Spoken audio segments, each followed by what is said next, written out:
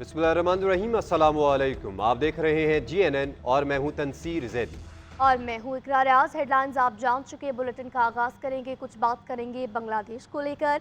बांग्लादेश में तलबा तहरीक के रहनुमाओं ने फ़ौज की अबूरी हुकूमत को मुस्तरद कर दिया। तलबा का डॉक्टर यूनुस की ज़ेर सरबराही अबूरी हुकूमत के क़याम का मुतालबा। बांग्लादेशी तलबा ने मुल्क में अबूरी हुकूमत का खाका जारी कर दिया है। तलबा रहनुमाओं के मुताबिक अबूरी हुकूमत में सिविल सोसाइटी समेत सब शोबों की नुमाइंदगी को यकीनी बनाया जाएगा। 24 घंटों में मुल्क में अबूरी हुकूमत कायम कर दी जाएगी। बांग्लादेशी आर्मी चीफ आज 11 बजे तलबा रहनुमाओं से मुलाकात करेंगे।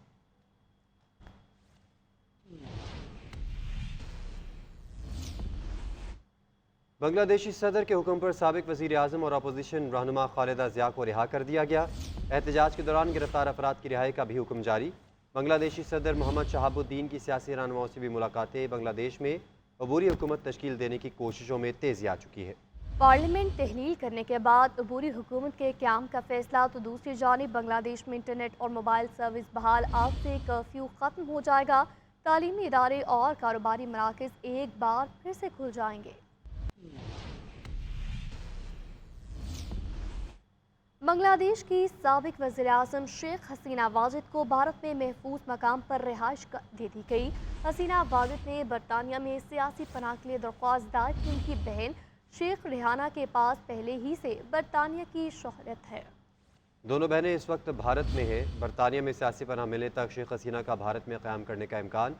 शेख हसीना वाजिद नई दिल्ली में मुकीम अपनी बेटी साइमा वाजिद से भी मुलाकात करेंगी। शेख हसीना वाजिद के बेटे सजीव वाजिद जोई ने वालिदा की सियासत में वापसी को मुस्तरद कर दिया। शेख हसीना वाजिद के बेटे सजीव वाजिद जोई ने बरतानवी मीडिया से गुफ्तगू करते हुए कहा कि शेख हसीना बहुत मायूस हैं, वो अब सियासत में नहीं आएगी। हसीना वाजिद ने जब तक इक़्तिदार संभाला तो बांग्लादेश तब गरीब और नाकाम रियासत थी। हसीना वाजिद ने बांग्लादेश को एशिया की उभरती मईशत में शामिल किया। वह बांग्लादेश को तब्दील करने की कोशिशों के बावजूद बगावत से शदीद मायूस है।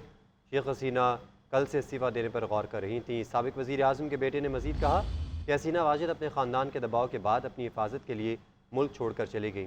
पुरतशद्दुद मुज़ाहरों के ख़िलाफ़ हुकूमत का रद्द-ए-अमल बिल्कुल दुरुस्त था।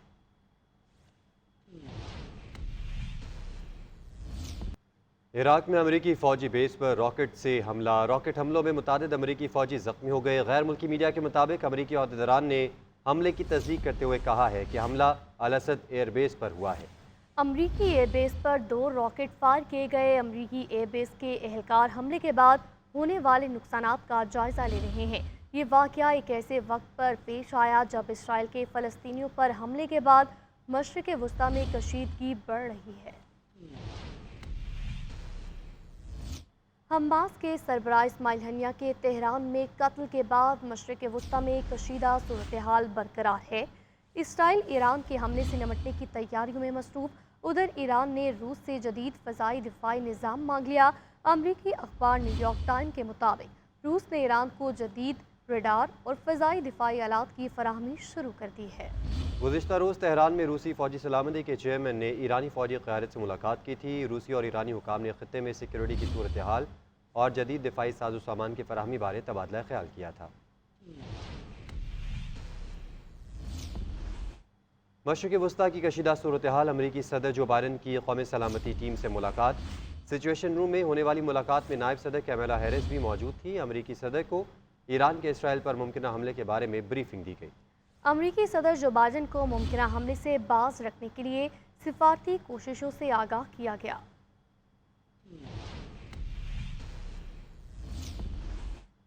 अमरीकी वज़ीर ख़ारजा एंटनी ब्लिंकन का कहना है मशरिक़ वस्ता नाजुक दौर से गुजर रहा है। अमरीका मशरिक़ वस्ता में कशीदगी को कम करने के लिए सिफारती कोशिशें तेज़ कर रहा है। तमाम फरीक़ैन पर जोर दिया गया कि वो कशीदगी को बढ़ाने से गुरेज करें। ये बहुत अहम है कि गज़ा में जंग बंदी का मुआहदा तय पा जाए। तमाम फरीक इसी मुआहदे पर पहुँचने की रास्ते तलाश करें। फरीक़ैन को ताख़ीर या ना कहने की वजह नहीं ढूंढनी चाहिए। कुछ बात करेंगे 9 मई को लेकर। तो 9 मई पर फ़ौज का मौक़िफ़ बहुत वाज़ेह है। फ़ौज के मौक़िफ़ में कोई तब्दीली नहीं आई, ना आएगी। पाक फ़ौज के अफसरान और जवान इस मुल्क की अशराफिया नहीं, क्या तनकीद की वजह से काम छोड़ दें? DGISPR لیفٹیننٹ جنرل احمد شریف کی نیوز کانفرنس. کہا پاک فوج کے خلاف منظم پروپیگنڈے اور جھوٹی خبروں میں اضافہ ہوا. سوشل میڈیا پر فوج اور عوام میں نفرت پھیلائی جا رہی ہے. ڈیجیٹل دہشت گرد بے ضمیر لوگ ہیں. یہ مایوسی اور انتشار کا بیانیہ بناتے ہیں. بیانیہ بنانے والے فوج اور عوام میں درار ڈالنا چاہتے ہیں. بے ضمیر لوگوں پر بہت سرمایہ کاری کی جا رہی ہے. ڈیجیٹل دہشت گردی کے خلاف قانون اس طرح کام نہیں کر رہا جس طرح کرنا چاہیے. فیک نیوز میں ملوث افراد کے خلاف کارروائی کی جائے گی. فوج کسی خاص سیاسی سوچ اور پارٹی کو لے کر نہیں چل رہی. فوج پاکستان اور ترقی کو لے کر چل رہی ہے. پرامن احتجاج سب کا حق ہے. احتجاج کو پروموٹ کرنے والوں کا مقصد ملک میں انتشار پھیلانا ہے.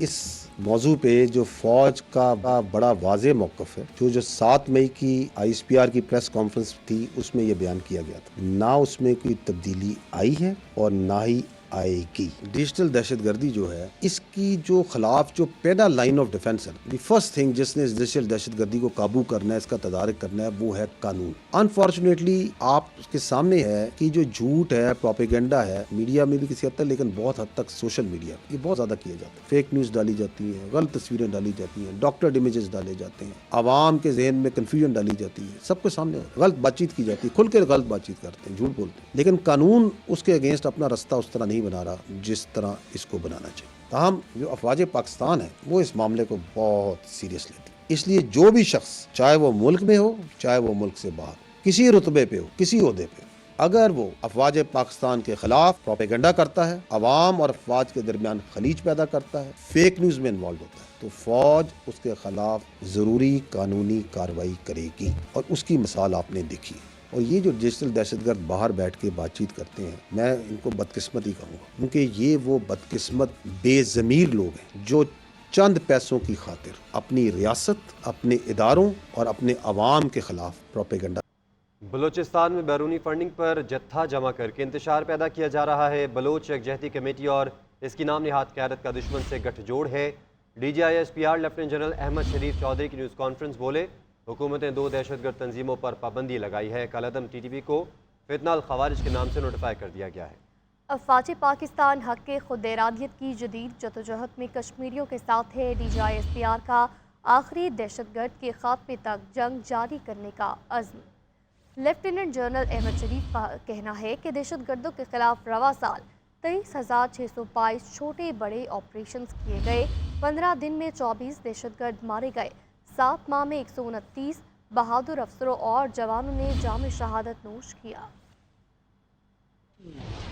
یہ جو بلوچ یکجہتی کمیٹی ہے، میں آپ کو یہ واضح کر دوں، یہ بلوچ یکجہتی کمیٹی اور اس کی نام نہاد لیڈرشپ دہشت گرد تنظیموں اور کرمنل مافیاز کی ایک پراکسی ہے. It is nothing more than that. اور اس کا کام یہ ہے، اس پراکسی کو ایک کام ملا ہے. وہ کام یہ ملا ہے کہ جو قانون نافذ کرنے والے ادارے، جو ایجنسیز دہشت گردی کے خلاف، کرمنل مافیا اور انلیگل اسپیکٹرم اسمگلرز اور بھتہ خوروں کے خلاف کام کر رہے ہیں، ان کو بدنام کیا ہے، ان کے خلاف پروپیگنڈا. جو بلوچستان میں ترقیاتی منصوبے ہو رہے ہیں ان کو متنازع بنایا. ڈیجیٹل دہشت گردی جو ہے، اس کی جو خلاف جو پہلا لائن آف ڈیفنس ہے، دی فرسٹ تھنگ جس نے اس ڈیجیٹل دہشت گردی کو قابو کرنا ہے، اس کا تدارک کرنا ہے، وہ ہے قانون. انفارچونیٹلی آپ کے سامنے ہے کہ جو جھوٹ ہے، پروپیگنڈا ہے، میڈیا میں بھی کسی حد تک، لیکن بہت حد تک سوشل میڈیا. ہمیں یہ بھی بخوبی معلوم ہے کہ بیرون ملک وہ کون سے ریاستی اور غیر ریاستی عناصر ہیں جو اس کمپین کو پرولیفریٹ کرتے ہیں، اس کو چلاتے ہیں. اس کی مدد دہشت گردوں، ان کے سہولت کاروں کے خلاف سیکورٹی فورسز اور قانون نافذ کرنے والے اداروں کی جانب سے اب تک رواں سال میں 23,622 چھوٹے بڑے انٹیلیجنس بیسڈ آپریشنز کیے گئے، جن میں